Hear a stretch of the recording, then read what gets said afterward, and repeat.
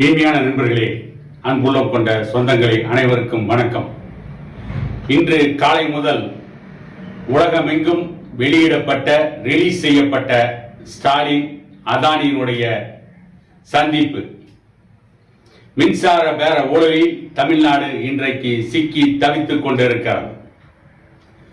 இப்படிப்பட்ட சூழ்நிலையில் இன்றைக்கு தமிழகத்தினுடைய மானம் உலகமெல்லாம் கப்பலேறிவிட்டது. இதற்கு காரணம் ஸ்டாலின் அதானி சந்திப்பு. இந்த ஊழலை பற்றி தமிழகத்தில் எந்த அரசியல் கட்சியும் பேசாமல் இருக்கின்ற நேரத்தில் பாமகவின் நிறுவனர் டாக்டர் ஐயா தான் அதானியை ஸ்டாலின் எதற்கு தேனாம்பேட்டையில் இருக்கின்ற அவருடைய இல்லத்தில் சந்தித்தார்கள், அந்த சந்திப்பின் ரகசியம் என்ன, அங்கே என்ன பேசினார்கள், அதானியின் மீது எழுப்பப்பட்டிருக்கின்ற சூரிய ஒளி மின்சார பேர ஊழலில் திமுகவிற்கும் சம்பந்தம் இருக்கிறதா இல்லையா என்ற கேள்விக்கு ஒழுங்காக பதில் சொல்ல முடியாமல், பதில் சொல்ல தெரியாமல் அல்லது பதில் சொல்லக்கூடாது என்ற ஆணவத்தில் பாமக நிறுவனர் டாக்டர் ராமதாஸ் அவர்களுக்கு வேறு வேலை இல்லை என்று சொல்லிவிட்டு போனதற்கு பிறகு இந்த பிரச்சனை போதகரமாக வெடித்து விட்டது. அதோடு விட்டால் பரவாயில்லை, ஸ்டாலினுக்கு எதிராக பாமகவினர் ஆர்ப்பாட்டம் நடத்தி அந்த ஆர்ப்பாட்டத்தில் பாமகவினர் பெருமளவில் கைது செய்யப்பட்டு பல இடங்களில் அடக்குமுறைகளை பிரயோகம் செய்ய திமுக அரசு முடிவு செய்து அடக்குமுறையை பிரயோகம் செய்ய முடியாத கையாளாகாத தனத்திற்கு திமுக அரசு தள்ளப்பட்டதற்கு பிறகு பாமக நிறுவனர் டாக்டர் ராமதாஸுக்கு எதிராக சில வாடகை வாயன்களை திமுக பேச வைத்த காரணத்தால் இன்றைக்கு ட்விட்டர் பக்கத்தில் திமுகவிற்கு எதிராக, ஸ்டாலினுக்கு எதிராக ஆயிரக்கணக்கான கேள்வி கணைகளை தொடுத்து இன்றைக்கு லட்சக்கணக்கில் ட்விட்டர் பக்கத்தில் ட்வீட்டை போட்டுக் கொண்டிருக்கிறார்கள் பாமகவை சேர்ந்தவர்கள். ட்விட்டர் பக்கத்தில் பதிவுகளை போட்டு அது மிக பெரிய அளவில் உலகமெங்கும் பரவி கொண்டிருக்கிறது. அதே நேரத்தில் திமுகவிற்கு முட்டு கொடுக்க வேண்டும் என்பதற்காக பேசுகின்ற சிலர் ஸ்டாலினை பற்றி டாக்டர் ஐயா பேசலாமா, அதாவது உன்னை நான் வந்து சந்திக்க வேண்டுமா, 3% இருக்கின்ற உங்களை பெரும்பான்மை சமூகத்திற்கான இடஒதுக்கீட்டுக்காக நான் வந்து சந்திப்பது அவமானமாக இருக்கிறது என்று டாக்டர் ஐயா மட்டும் ஸ்டாலின் அவர்களை அப்படி பேசலாமா என்று ஒரு கேள்வியை எழுப்பி இருக்கிறார்கள். எப்பொழுது டாக்டர் ஐயா அவர்கள் பேசினார்? பல முறை ஸ்டாலினிடம் முறையிட்டு பல முறை கோரிக்கை வைத்து ஜாதிவாரி கணக்கெடுப்பு நடத்த வேண்டும், வன்னியர்களுக்கு 10.5% இடஒதுக்கீடு கொடுக்க வேண்டும் என்று பாமக நிறுவனர் டாக்டர் ஐயா அவருடைய அறிவுறுத்தலின் பேரில் பாமக தலைவர் அன்புமணி ராமதாஸ் அவர்கள் பல முறை சட்டமன்ற முதலமைச்சர் அலுவலகத்தில் சந்தித்திருக்கிறார். ஒரு முறை பாமக நிறுவனர் டாக்டர் ஐயாவை சந்தித்திருக்கிறார். அதற்கு பிறகும் இடஒதுக்கீட்டை மறுத்தார்கள். இன்று வரை இடஒதுக்கீட்டை கொடுக்கவில்லை. ஜாதிவாரி கணக்கெடுப்பு நடத்த வேண்டும் என்றால் அதை மத்திய அரசு தான் நடத்த வேண்டும் என்கிறார்கள்.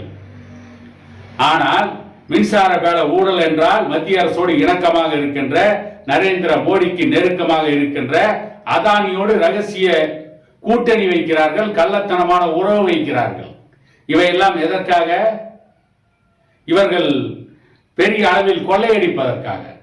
அதனால்தான் இன்றைக்கு என்ன கேட்கிறோம், ஏன் நீங்கள் சந்தித்தீர்கள் என்று கேட்டால் அதற்கு ஒழுங்காக பதில் சொல்ல முடியவில்லை.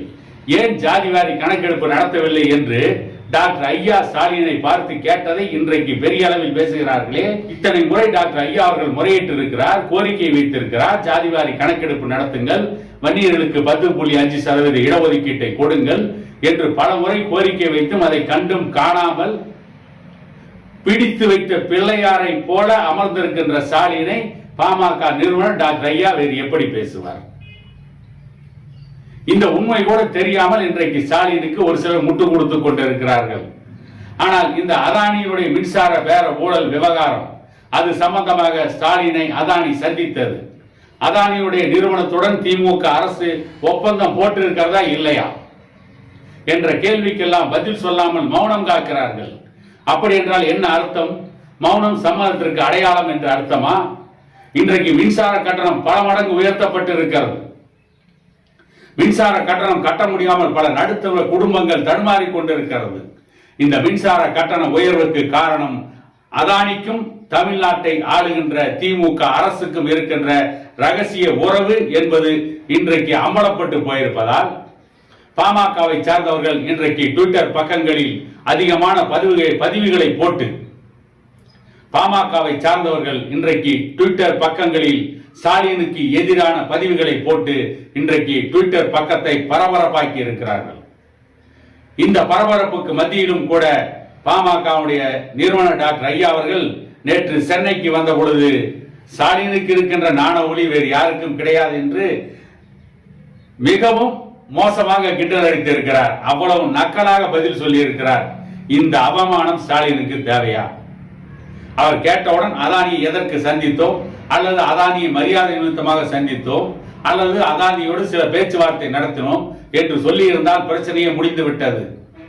ஆனால் சொல்லவில்லை. காரணம், இவர்களுக்கு மடியிலே கனம் இருக்கிறது, வெளியிலே பயம் இருக்கிறது.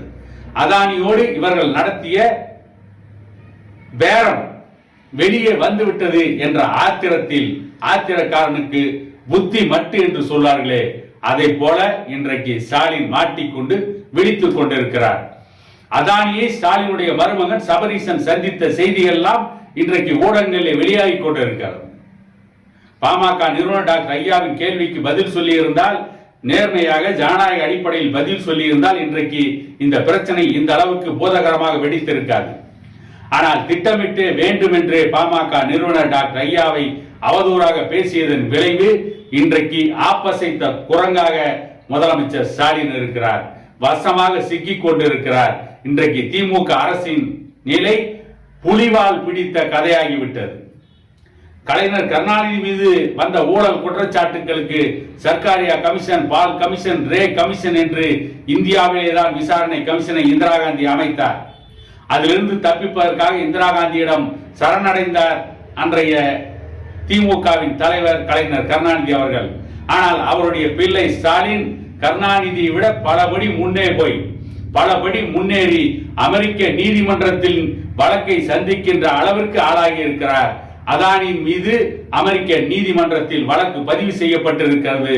அதில் தமிழ்நாடு அரசின் மீதும் குற்றம் சாட்டப்பட்டிருக்கிறது என்ற செய்திகள் எல்லாம் வந்து கொண்டிருக்கிறது. கலைஞர் அவர்கள் இந்திய அளவில் தமிழ்நாட்டில் ஊழல் செய்தார். ஸ்டாலின் அவர்கள் அமெரிக்கா வரை நீண்டு அந்த ஊழல் பட்டியலில் தன்னை இணைத்துக் கொண்டிருக்கிறார்.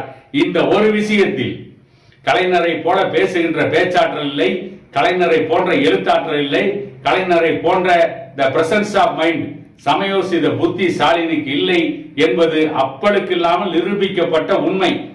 ஆனால் ஒரு விஷயத்தில் கலைஞரை மிஞ்சிவிட்டார் ஸ்டாலின். ஊழல் செய்வதில் கலைஞர் கருணாநிதியை ஸ்டாலின் மிஞ்சிவிட்டார் என்று இன்றைக்கு சமூக வலைதளங்களிலே பதிவுகளை போட்டுக் கொண்டிருக்கிறார்கள்.